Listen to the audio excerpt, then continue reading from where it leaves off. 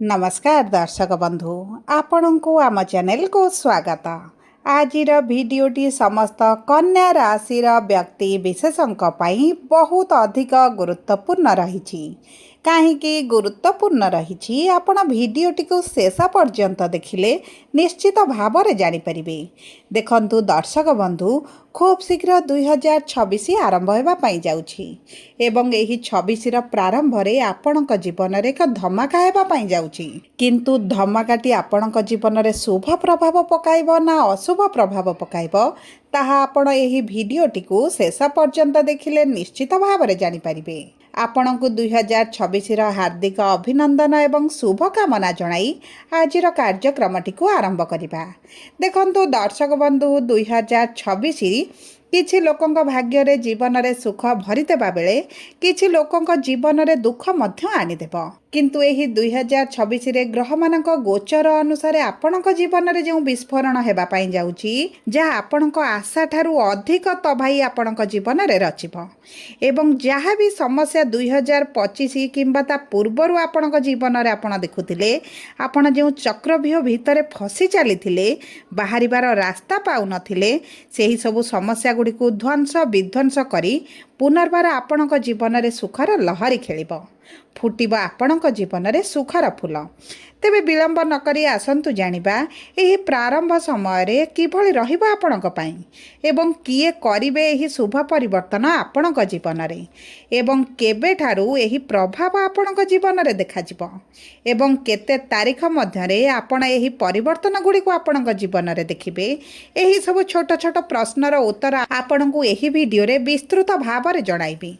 सेति पई आपण आम सह वीडियो रा शेष पर्यंत जोड़ी होई रुहंतु एवं ता सहित कौन आपण को उपाय करने को पड़ो जहाँ आपणकर शुभाशुभ फल को द्विगुणित करिबो एही वीडियो शेष पर्यंत देखिले निश्चित भाव में जानिपारे। किंतु वीडियोटी को आरंभ करने पूर्वर जदि आपणकर भी कन्या राशि एवं आपण भी ईश्वर को आंतरिक भक्ति एवं विश्वास करुछंती तेबे वीडियोटी को लाइक करंतु एवं कमेंट बॉक्स रे जय जगन्नाथ जय माँ लक्ष्मी अवश्य लिखि दियंतु। ता सहित आपण जदि आम सह जोगाजोग करिबा पई चाहुछंती तेबे वीडियोर मध्य भाग रे एक व्हाट्सएप नंबर टिए दिया जाइछि जो नंबर साहाय्य रे आपण आम सह जोगाजोग करी निजर नूतन कुंडली प्रस्तुत करि परिबे कुंडली विश्लेषण कराई परिबे किंबा आपणकर चाकरी विवाह व्यवसाय प्रेम संपर्क शिक्षा स्वास्थ्य को नहीं किछि समस्या रहिछि ताहार सहजरे एवं स्वल्प मूल्य रे समाधान करि परिबे। सेति पई आपण आम सह वीडियोर शेष पर्यंत जोड़ी होई रुहंतु एवं व्हाट्सएप नंबर माध्यम रे आम सह जोगाजोग करंतु।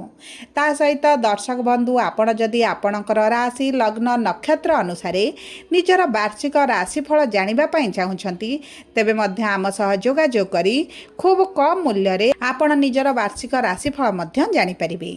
तेबे आसंतु भिडियोटी को आग को बढ़ाइबा।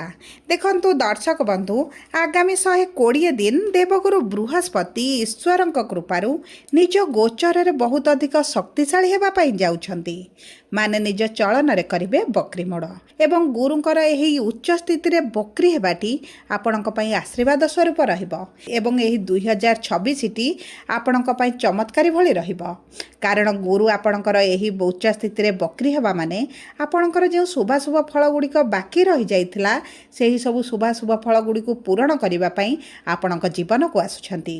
तेबे देखंतु नवेम्बर मास 11 तारिख रु आरंभ होई मार्च मास 11 तारिख पर्यंत गुरु बकरी स्थिति रे रहिबे। तेबे आसंतु जानिबा आपणक कन्या राशिर केउ गृह रे बकरी हेबे तांक दृष्टि आपणकर केउ गृह उपरे रहिबो एवं कोन परिवर्तन करिवे आपणक जीवन रे एही वीडियो रे। देखंतु गुरु आपणकर एकादश गृह रे आपणकर मनस्कामनार गृह रे लाभर गृह रे प्रॉफिटर गृह रे इच्छा अभिलाषर गृह रे उच्च स्थिति रे बकरी स्थिति रे विराजमान करिसंती एवं 11 नवेम्बर 3 डिसेम्बर पर्यंत एही एकादश गृह रे रहिबे। तापरे आपणकर दशम गृह को 3 डिसेम्बर रे गोचर करी 11 मार्च पर्यंत विराजमान हेबे एवं दशम गृह होछि आपणकर कर्मक्षेत्र गृह आपणक मान सम्मान ऐश्वर्यर गृह तेणु करी एही दुईटी गृह रे गुरुंकर शुभाशुभ फल वृद्धि पाइबो। ता सहित दर्शक बंधु गुरुंकर 3टी शुभ दृष्टि रही थाए एवं गुरुंकर उपस्थिति अपेक्षा गुरुंकर दृष्टि बहुत अधिक शुभ फल प्रदान करि थाए ଏବଂ ଗୁରୁଙ୍କର 3ଟି ଦୃଷ୍ଟି ହେଉଛି ପଞ୍ଚମ, ସପ୍ତମ ଏବଂ ନବମ ଦୃଷ୍ଟି। ଗୁରୁଙ୍କର ପଞ୍ଚମ ଦୃଷ୍ଟି ଆପଣଙ୍କର ତୃତୀୟ ଗୃହକୁ, ସପ୍ତମ ଦୃଷ୍ଟି ଆପଣଙ୍କର ପଞ୍ଚମ ଗୃହକୁ ଏବଂ ନବମ ଦୃଷ୍ଟି ଆପଣଙ୍କର ସପ୍ତମ ଗୃହକୁ ରହିବ, ଯାହାଫଳରେ ଏହି ଗୃହଗୁଡ଼ିକରେ ମଧ୍ୟ ଶୁଭାଶୁଭ ଫଳ ଦେଖିବେ। ଦେଖନ୍ତୁ, ଯଦି ଆପଣ ବ୍ୟବସାୟ କରୁଛନ୍ତି କିମ୍ବା ଚାକିରି କରୁଛନ୍ତି, ତେବେ ଆପଣଙ୍କର ଚାକିରିରେ ପ୍ରମୋସନ୍ ହୋଇପାରେ, ସାଲାରୀ ବୃଦ୍ଧି ହୋଇପାରେ କିମ୍ବା ଆପଣଙ୍କର ନିଜ ପସନ୍ଦର ସ୍ଥାନକୁ ଟ୍ରାନ୍ସଫର ହୋଇପାରେ। ଏବଂ ଯଦି ଆପଣ ପୁରୁଣା ଚାକିରି ଛାଡ଼ି ଅଧିକ ଦରମାରେ ନୂତନ ଚାକିରି କରିବା ପାଇଁ ଚାହୁଁଛନ୍ତି, ତେବେ ମଧ୍ୟ ଆପଣଙ୍କ ପାଇଁ ବହୁତ ଅଧିକ ଶୁଭ ସମୟ ରହିଛି। ଏବଂ ଯେଉଁମାନେ ବ୍ୟବସାୟ କରୁଛନ୍ତି, ବ୍ୟବସାୟରେ ଲସ୍ ଦେଖୁଥିଲେ, ଆପଣଙ୍କର ବ୍ୟବସାୟ ବୁଡ଼ିଲା ଭଳି ଲାଗୁଥିଲା, ଆପଣଙ୍କର ଅର୍ଥ ଲସ୍ ହେଲା ଭଳି ଲାଗୁଛି, ଆପଣଙ୍କ ଯେତିକି ପ୍ରଫିଟ୍ ଆଶା କରୁଛନ୍ତି ଆପଣଙ୍କୁ ମିଳୁନାହିଁ, ତେବେ ମଧ୍ୟ ଏହି କ୍ଷେତ୍ରରେ ଆପଣଙ୍କୁ ଶୁଭ ଫଳ ପ୍ରାପ୍ତି ହେବ।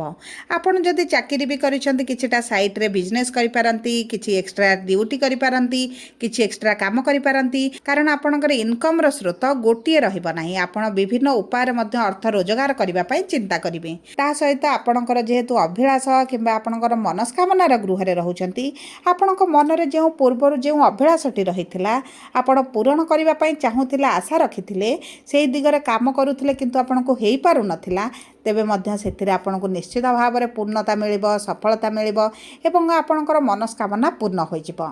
ତା ସହିତ ଦେଖନ୍ତୁ, ଗୁରୁଙ୍କର ଯେହେତୁ ପଞ୍ଚମ ଦୃଷ୍ଟି ତୃତୀୟ ଗୃହକୁ ରହୁଛି, ଯେଉଁ ବ୍ୟକ୍ତିମାନଙ୍କର ସୋସିଆଲ ମିଡ଼ିଆରେ କାର୍ଯ୍ୟ କରୁଛନ୍ତି, ଅନଲାଇନ୍ ରିଲେଟେଡ୍ କାର୍ଯ୍ୟ କରୁଛନ୍ତି, ଅନଲାଇନ୍ରେ କାର୍ଯ୍ୟ କରୁଛନ୍ତି, ସଫ୍ଟୱେର୍ ଲାଇନ୍ରେ ଅଛନ୍ତି, ଟେକ୍ନୋଲୋଜି ଲାଇନ୍ରେ ଅଛନ୍ତି, ସେମାନଙ୍କୁ ତ ବହୁତ ଅଧିକ ଆକାଶ ଛୁଆଁ ସଫଳତା ପ୍ରାପ୍ତି ହେବ। ଆପଣଙ୍କର ମାନ ସମ୍ମାନ ବୃଦ୍ଧି ଘଟିବ। ଆପଣଙ୍କର ଯଦି ଅନଲାଇନ୍ରେ କାର୍ଯ୍ୟ କରୁଛନ୍ତି, ସେଥିରେ ମଧ୍ୟ ଇନକମ୍ ବୃଦ୍ଧି ହେବ, ବୈଦେଶିକ ମୁଦ୍ରାରେ ମଧ୍ୟ ବୃଦ୍ଧି ଘଟିବ। ଏବଂ ଯଦି ଆପଣଙ୍କ ପ୍ରିୟଜନ, ଆପଣଙ୍କର କୁଟୁମ୍ବ ପରିଜନ, ପରିବାର ଲୋକଙ୍କ ସହିତ ସମ୍ପର୍କ ଖରାପ ରହିଥିଲା, ସେଥିରେ ମଧ୍ୟ ମଧୁରତା ଆସିବ। ଏବଂ ଆପଣ ଯଦି ଟ୍ରାନ୍ସପୋର୍ଟ ଲାଇନ୍ରେ କାର୍ଯ୍ୟ କରୁଛନ୍ତି, ତେବେ ମଧ୍ୟ ଆପଣଙ୍କୁ ସେହି କ୍ଷେତ୍ରରେ ବହୁତ ଅଧିକ ସଫଳତା ପ୍ରାପ୍ତି ହେବ। ଆପଣଙ୍କର ସାହସ ବୃଦ୍ଧି ପାଇବ। ଆପଣ ଯେଉଁ କାର୍ଯ୍ୟ କରିବା ପାଇଁ ପଛଘୁଞ୍ଚା ଦେଉଛନ୍ତି, ବାରମ୍ବାର ଭାବିବାକୁ ପଡ଼ୁଥିଲା, ଆପଣ କାର୍ଯ୍ୟଟି କରିପାରୁନଥିଲେ, ସେହିସବୁ କାର୍ଯ୍ୟ ମଧ୍ୟ ଆପଣ କରିବା ଆରମ୍ଭ କରିବେ। ଏବଂ ଦେଖନ୍ତୁ, ସବୁଠାରୁ ବଡ଼ କଥା ହେଲା ଆପଣଙ୍କର ପଞ୍ଚମ ଗୃହକୁ ଗୁରୁଙ୍କର ସପ୍ତମ ଦୃଷ୍ଟି ରହୁଛି। ମାନେ ପଞ୍ଚମ ଗୃହ ହେଉଛି ଆପଣଙ୍କର ସନ୍ତାନର ଗୃହ, ଆପଣଙ୍କର ଶିକ୍ଷାର ଗୃହ ଏବଂ ପ୍ରେମ ସମ୍ପର୍କର ଗୃହ। ବିଶେଷ ଭାବରେ ଆପଣଙ୍କର ବୁଦ୍ଧିମତାର ଗୃହ ବୋଲି ମଧ୍ୟ କୁହାଯାଏ। ଏହି ସମୟ ମଧ୍ୟରେ ଆପଣ ନିଜ ବୁଦ୍ଧି ବିବେକ ଖଟାଇବେ, ଆପଣ ଚାଲାକ ଚତୁର ମଧ୍ୟ ହୋଇଯିବେ। ଏବଂ ଦେଖନ୍ତୁ, ଯେଉଁ ବ୍ୟକ୍ତିମାନେ ଶିକ୍ଷା କ୍ଷେତ୍ରରେ ସମସ୍ୟା ଦେଖୁଛନ୍ତି, ଶିକ୍ଷାରେ ଆପଣଙ୍କର ଦ୍ୱନ୍ଦ୍ୱରେ ରହୁଛନ୍ତି, ଆପଣଙ୍କୁ ଯେତିକି ଆଶା କରୁଛନ୍ତି ସେତିକି ସଫଳତା ମିଳୁନାହିଁ, ତେବେ ମଧ୍ୟ ଆପଣଙ୍କର ଏହି କ୍ଷେତ୍ରରେ ବଡ଼ ସଫଳତା ଆପଣଙ୍କୁ ପ୍ରାପ୍ତ ହେବ। ଯଦି ଆପଣ କିଛି ସରକାରୀ ଚାକିରି ପାଇଁ କିମ୍ବା ଆପଣ କୌଣସି କୌଣସି ପରୀକ୍ଷା ପାଇଁ ପ୍ରିପେୟାର ହେଉଛନ୍ତି, ଇଣ୍ଟରଭ୍ୟୁ ପାଇଁ ପ୍ରିପେୟାର ହେଉଛନ୍ତି, ଏଣ୍ଟ୍ରାନ୍ସ ପାଇଁ ହେଉଛନ୍ତି, ତେବେ ମଧ୍ୟ ସେଥିରେ ଆପଣଙ୍କୁ ଶୁଭ ଫଳ ମିଳିପାରେ। ତା ସହିତ ଆପଣ କିଛି ଉଚ୍ଚଶିକ୍ଷା ପାଇଁ ବଡ଼ ଡିସିସନ୍ ନେଇପାରନ୍ତି, ଆପଣଙ୍କ ଶିକ୍ଷା ସମ୍ବନ୍ଧିତ କିଛିଟା ପରିବର୍ତ୍ତନ ମଧ୍ୟ କରିପାରନ୍ତି। ତା ସହିତ ଯେଉଁ ବ୍ୟକ୍ତିମାନେ, ଯେଉଁ ଦମ୍ପତିମାନେ ସନ୍ତାନ ସୁଖରୁ ବଞ୍ଚିତ ରହିଥିଲେ, ସନ୍ତାନ ପ୍ରାପ୍ତି ପାଇଁ ଡାକ୍ତରଙ୍କ ସହ ଯୋଗାଯୋଗ କରି ବହୁତ ନୀତି ନିୟମ କରିବା ପରେ ମଧ୍ୟ ସନ୍ତାନ ପ୍ରାପ୍ତି ଆପଣଙ୍କୁ ହୋଇପାରୁନଥିଲା, ତେବେ ଏହି ସମୟ ଆପଣଙ୍କ ସନ୍ତାନ ପ୍ରାପ୍ତିର ସମୟ ରହିଛି। ଯେଉଁ ନବଦମ୍ପତିମାନେ ସନ୍ତାନ ପାଇଁ ପ୍ଲାନିଂ କରୁଛନ୍ତି, ଏହି ସମୟ ମଧ୍ୟ ତାଙ୍କ ପାଇଁ ଅତି ଉତ୍ତମ ରହିବ। ସବୁ ପରେ ଦେଖନ୍ତୁ, ଯଦି ଆପଣଙ୍କର ଦଶା ମହାଦଶା ଭଲ ଚାଲିଥିବ ଏବଂ ଗୁରୁ ଆପଣଙ୍କ କୁଣ୍ଡଳୀରେ ଭଲ ଥିବେ, ଗୁରୁଙ୍କର ଦୃଷ୍ଟି ଭଲ ରହିଥିବ, ତେବେ ଆପଣଙ୍କୁ ତ ସନ୍ତାନ ସୁଖ ନିଶ୍ଚିତ ଭାବରେ ପ୍ରାପ୍ତି ହେବ। ତା ସହିତ ଯେଉଁ କନ୍ୟା ରାଶିର ବ୍ୟକ୍ତିମାନଙ୍କର ବିବାହରେ ବିଳମ୍ବ ଦେଖୁଥିଲେ, କନ୍ୟା ହୁଅନ୍ତୁ ବା ମହିଳା ପୁରୁଷ ହୁଅନ୍ତୁ ବା ମହିଳା ହୁଅନ୍ତୁ, ତେବେ ଆପଣଙ୍କ ବିବାହ ପାଇଁ ବହୁତ ଭଲ ଯୋଗ ବନୁଛି। ଆପଣଙ୍କର ବିବାହ ଠିକ୍ ହୋଇପାରେ, ଆପଣଙ୍କର ବିବାହ ନଚେତ୍ ଆପଣଙ୍କ ମନପସନ୍ଦର ପ୍ରସ୍ତାବ ଆପଣଙ୍କୁ ମିଳିପାରେ, ଆପଣଙ୍କର ବିବାହ ମଧ୍ୟ ଏହି 120 ଦିନ ମଧ୍ୟରେ ହେବାର ବହୁତ ଅଧିକ ସମ୍ଭାବନା ରହିଛି। ପତି ପତ୍ନୀଙ୍କ ମଧ୍ୟରେ ଯଦି ସମସ୍ୟା ଚାଲିଥିଲା, ଉଭୟ ଦୂରରେ ରହୁଥିଲେ କିମ୍ବା କୌଣସି କାରଣବଶତଃ ଆପଣଙ୍କ ମଧ୍ୟରେ ଦୂରତାଟି ବଢ଼ିଯାଇଥିଲା, ତେବେ ମଧ୍ୟ ସେହି କ୍ଷେତ୍ରରେ ଆପଣ ପରିବର୍ତ୍ତନ ଦେଖିବେ। ଆପଣଙ୍କର ଅର୍ଥକୁ ନେଇ ହେଉ କିମ୍ବା ଯେକୌଣସି କାରଣବଶତଃ ସବୁବେଳେ ଝଗଡ଼ା, ମନମାଳିନ, ପାଟିତୁଣ୍ଡ ଭଳି ପରିସ୍ଥିତି ଚାଲିଛି, ପୋଲିସ କୋର୍ଟ କଚେରୀ ପର୍ଯ୍ୟନ୍ତ କେସ୍ ଚାଲିଯାଇଛି, ତେବେ ମଧ୍ୟ ଆପଣଙ୍କ ସମ୍ପର୍କରେ ପରିବର୍ତ୍ତନ ଆସିବ। ଉଭୟ ଏକତ୍ର ହୋଇପାରନ୍ତି ଏବଂ ଏକତ୍ର ହେବା ପାଇଁ ଯଦି ଚେଷ୍ଟା ବି କରନ୍ତି, ସେଥିରେ ଆପଣ ସଫଳତା ପାଇବେ। ଯଦି ଦେଖିବା ଆପଣଙ୍କର 3 ଡିସେମ୍ବରରୁ 11 ମାର୍ଚ୍ଚ ପର୍ଯ୍ୟନ୍ତ ଗୁରୁ ଆପଣଙ୍କର ଦଶମ ଗୃହରେ ରହିବେ। ମାନେ 2026 ପ୍ରାରମ୍ଭ ସମୟରେ ଗୁରୁ ଆପଣଙ୍କର ଦଶମ ଗୃହରେ ରହି ଆପଣଙ୍କ କର୍ମକ୍ଷେତ୍ରରେ ଆପଣଙ୍କୁ ଆକାଶ ଛୁଆଁ ସଫଳତା ପ୍ରଦାନ କରିବେ। ମାନେ ଆପଣଙ୍କ କର୍ମକ୍ଷେତ୍ରରେ ଆପଣଙ୍କୁ ଯଦି ମିଥ୍ୟା ଅଭିଯୋଗରେ ଫସା ଯାଇଛି, ଆପଣଙ୍କ ବିରୁଦ୍ଧରେ ଶତ୍ରୁମାନେ ବୃଦ୍ଧି ପାଇଛନ୍ତି, ଉଚ୍ଚ ଅଧିକାରୀଙ୍କ ସହିତ ସମ୍ପର୍କ ଖରାପ ରହିଛି, ଆପଣଙ୍କର ସହଯୋଗୀମାନଙ୍କ ସହିତ ସମ୍ପର୍କ ଖରାପ ରହିଛି, ତେବେ ସେଥିରେ ବଡ଼ ପରିବର୍ତ୍ତନ ଦେଖିବେ। ଆପଣଙ୍କର ଯଦି ଟ୍ରାନ୍ସଫରକୁ କୌଣସି କାରଣବଶତଃ ଅଟକାଇ ଦିଆଯାଇଛି, ଆପଣଙ୍କୁ ଟ୍ରାନ୍ସଫର ନ ମିଳି ଆପଣଙ୍କ ରାଜନୀତି କରି ଆଉ କାହାକୁ ମିଳିଯାଉଛି, ତେବେ ମଧ୍ୟ ଆପଣ ସେଥିରେ ପରିବର୍ତ୍ତନ ଦେଖିବେ। ଆପଣ ଏହି ସମୟ ମଧ୍ୟରେ ଯଦି ଅର୍ଥ କୌଣସି ଭଲ ଜାଗାରେ ଇନଭେଷ୍ଟ କରନ୍ତି, ତେବେ ଆପଣଙ୍କୁ ଭଲ ପ୍ରଫିଟ୍ ମଧ୍ୟ ପ୍ରାପ୍ତ ହେବ। ତା ସହିତ ଗୁରୁଙ୍କର ଦୃଷ୍ଟି ଯେହେତୁ ଆପଣଙ୍କର ଦ୍ୱିତୀୟ ଗୃହ ଧନର ଗୃହକୁ ରହୁଛି, ଆପଣଙ୍କର ଯଦି ଅର୍ଥ ସେଭିଂ କରିପାରୁନଥିଲେ, ଏହି ସମୟ ମଧ୍ୟରେ ଆପଣଙ୍କର ସେଭିଙ୍ଗସ୍ ବଢ଼ିଯିବ। ଆପଣଙ୍କର ଅର୍ଥ ଯଦି କେଉଁଠି ଫସିକି ରହିଛି, ଆପଣଙ୍କ ସମ୍ପର୍କୀୟ ହୁଅନ୍ତୁ, ପ୍ରିୟଜନ ହୁଅନ୍ତୁ, ପରିବାରବର୍ଗ ହୁଅନ୍ତୁ, ଆପଣଙ୍କ ଅର୍ଥ ଆପଣଙ୍କୁ ପ୍ରାପ୍ତ ହେବ। ତା ସହିତ ଆପଣ ଯଦି କିଛି ପ୍ରପର୍ଟି କ୍ରୟ କରିବା ପାଇଁ ଚାହୁଁଛନ୍ତି, ସେଥିପାଇଁ ଲୋନ୍ ଚାହୁଁଛନ୍ତି, ତାହା ମଧ୍ୟ ଆପଣଙ୍କୁ ପ୍ରାପ୍ତ ହେବ। କିମ୍ବା ଆପଣ ଯଦି କରଜ ସୁଝିବା ପାଇଁ ଚାହୁଁଛନ୍ତି, ତେବେ ମଧ୍ୟ ଏହି ସମୟ ମଧ୍ୟରେ ଆପଣ କରଜ ସୁଝିବା ପାଇଁ ସକ୍ଷମ ହୋଇଯିବେ। ଏବଂ ଆପଣଙ୍କର ନୂତନ ଜାଗା କିଣିପାରନ୍ତି, ଘର କିଣିପାରନ୍ତି, କିଛି ନୂତନ ଗାଡ଼ି ମଧ୍ୟ କ୍ରୟ କରିପାରନ୍ତି, ଯାହା ଆପଣଙ୍କ ଭୋଗ ବିଳାସ ଐଶ୍ୱର୍ଯ୍ୟକୁ ବୃଦ୍ଧି କରିବ। ସବୁ ପରେ ଶୁଭାଶୁଭ ଫଳକୁ ଦ୍ୱିଗୁଣିତ କରିବା ପାଇଁ ଆପଣ ବୁଧଙ୍କର ବୀଜ ମନ୍ତ୍ର 108 ଥର ପ୍ରତିଦିନ ପାଠ କରନ୍ତୁ। ତାହା ସହିତ ଗୁରୁଙ୍କ ଠାରୁ ଅଧିକ ଶୁଭ ଫଳ ପ୍ରାପ୍ତି ପାଇଁ ଗୁରୁଙ୍କର ବୀଜ ମନ୍ତ୍ର 108 ଥର ପ୍ରାତଃ ସମୟରେ ପ୍ରତିଦିନ ଜପ କରନ୍ତୁ। ଗାଈଙ୍କର ସେବା କରନ୍ତୁ କିମ୍ବା ବୁଧବାର ଦିନ ଗାଈଙ୍କୁ କିଛି ଖାଦ୍ୟ ଦିଅନ୍ତୁ ଏବଂ ଚେଷ୍ଟା କରନ୍ତୁ ବୁଧବାର ଦିନ ଆମିଷ କିମ୍ବା ମାଦକ ଦ୍ରବ୍ୟ ସେବନ ନ କରିବା ପାଇଁ। ଯଦି ଆପଣଙ୍କର କନ୍ୟା ରାଶି ହୋଇଥାଏ, ଭିଡ଼ିଓଟି କିଭଳି ଲାଗିଲା କମେଣ୍ଟ ବକ୍ସରେ ଲେଖି ଜଣାନ୍ତୁ।